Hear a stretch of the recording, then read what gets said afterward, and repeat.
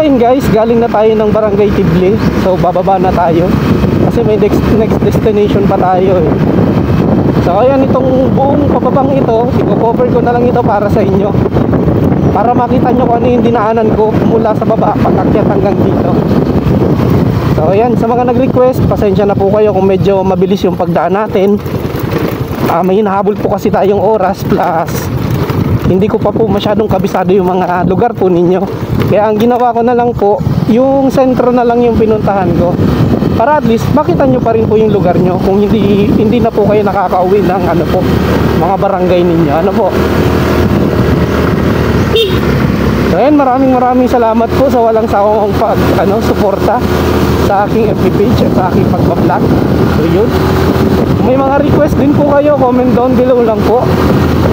Pero may mga barangay po kasi tayo na dumadaan ng evaluation. So hindi po natin siya agad-agad napupuntahan at na-i-schedule kasi may mga kinoconsider po tayo ano po pagdating sa isang lugar. Ayun, shoutout po kina ate, nagpipiknik yung family nila. So ayan, yun, tulad nga po nung sabi ko, dumadaan po siya sa evaluation. Kasi po hindi naman po pwedeng agad-agad pupuntahan natin ano po, lalong-lalo na po yung mga remote area. So ayun, kaya yung mga malalapit po kagaya nitong Tibli na pupuntahan natin, yan, kasi okay naman siya, tapos may mga kilala tayo dyan.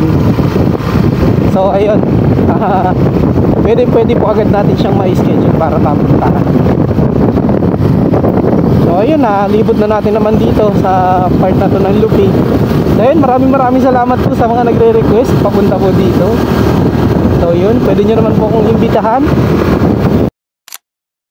So kapag may okasyon kayo, yes, tawan nyo na birthday, joke lang po. So yun, shoutout po sa mga taga-Tibli, taga Mangkawayan, Sagrada, at saka sa Hagingin. So yun, maraming salamat po sa panonood po ninyo sa vlog ko. Sana po natutuwa po kayo sa content ko, no?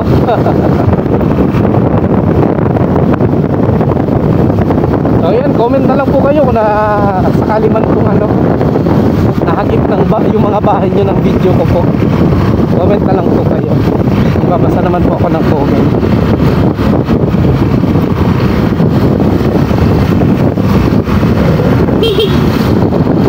So ayan, bababa na tayo kasi may pupuntahan pa tayo, no?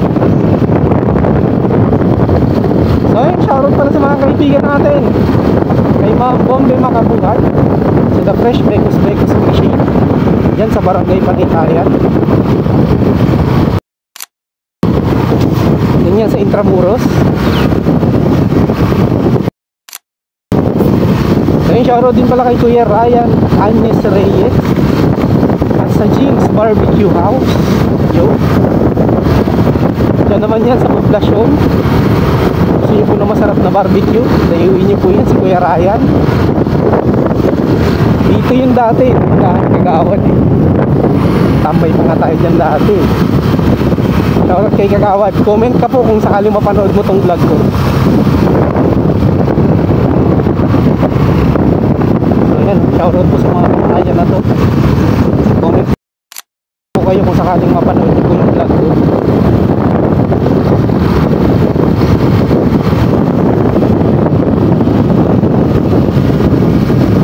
So yung shoutout din pala kay kay Kuya Godfrey po dito.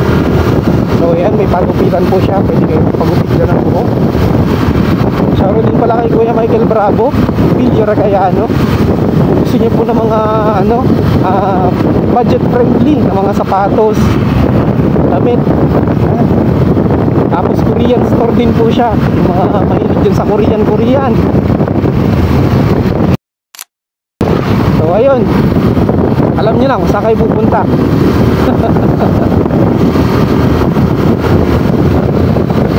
Ayun, shoutout din pala kay Boss Mark Alikaway sa Manong Jan. Tapat lang yun ito Lintino. Same din ang kay Kuya Kim Lee Busilig at sa Kim Lee Selection. Magkatabi lang yan, Kim Lee Selection at Manong Jan. Shoutout din pala sa River Course Pub, kay Ate Liza, kay Kuya Ayan, kay Ma'am Vince Galatin Galinaw, kay Ma'am May Martinez, tsaka dyan sa Pacheco family, dyan sa sa Pawagan, 4 na kay Camarines.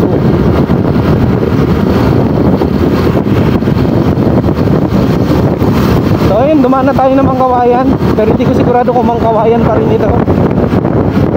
Ang sunod nito ay Sagrada.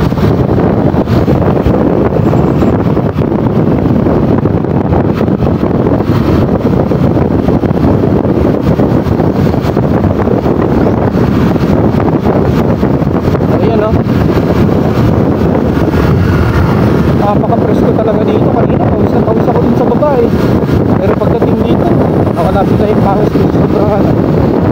Sobrang presko. Shoutout na sa mga taga-Mangkawayan, Tingling, Sagrada, at Hagimit.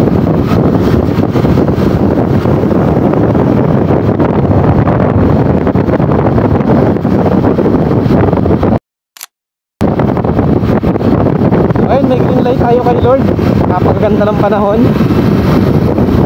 Sabi ko sa inyo, sa kaloob ng Panginoon, anak lang sa lakad nyo, diba? Ayun, ito na yung Sagrada.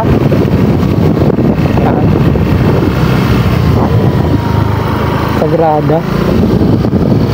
Ayun, pababa na tayo.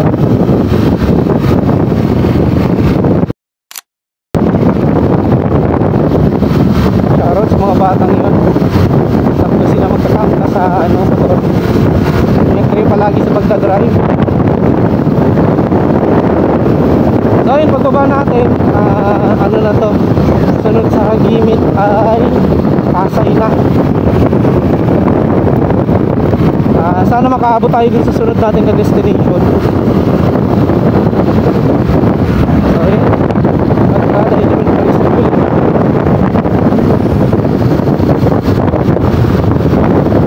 So next na nito, pagbaba natin is Hagimit na, Hagimit Lupi.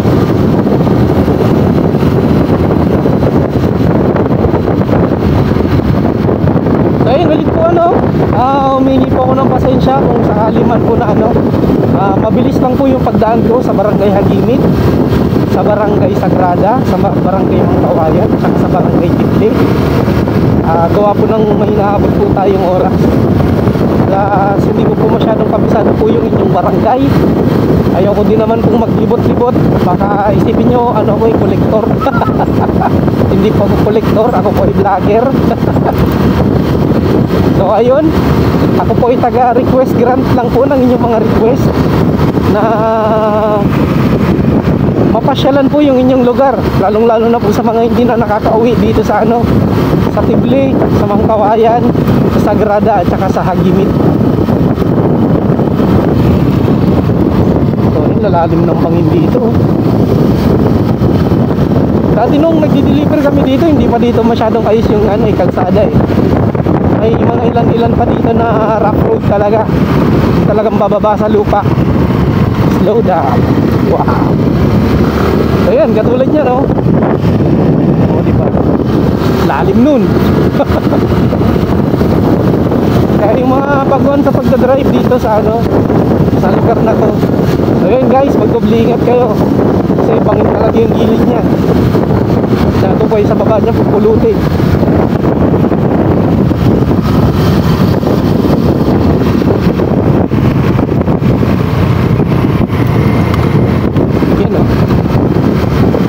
May mga dito may mga daan dito na na hindi ganito, hindi two-way.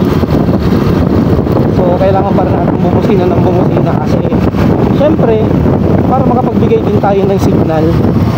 Ayan Barangay Hagimit. Diyan tayo galing kanina. Ayun, bababa na tayo. Kasi pupuntahan pa tayo sa sunod.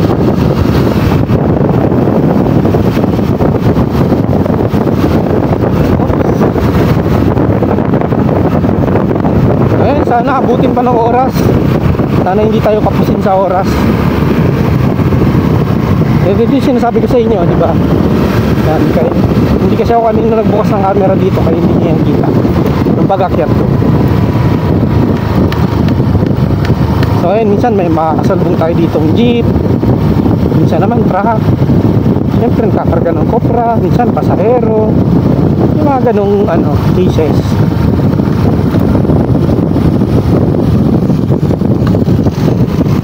Ay, hindi ko alam kung ano yun, ANT, SPX o Flash Express.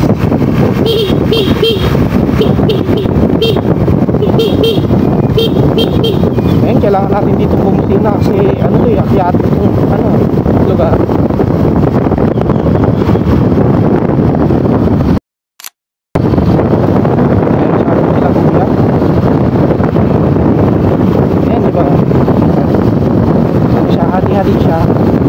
Dalawa isa. Minsan kasi sa project din kasi yan phase 1, phase 2. Pero minsan naubusan ko ng budget. Kaya yung phase 2 nagagawa. Yan naman yung budget calculated lang para sa isang ganito lang. So yan, diba? Siguro kung lahat may kalsada na maayos. Ano dun sa ibang lugar. Siguro mabilis din yung pag-unlad ng barangay nila. Kasi kapag may kalsada kasi talaga ang bilis ng umunlad ng isang lugar. Kasi meron dyan tatayong negosyo. So yun.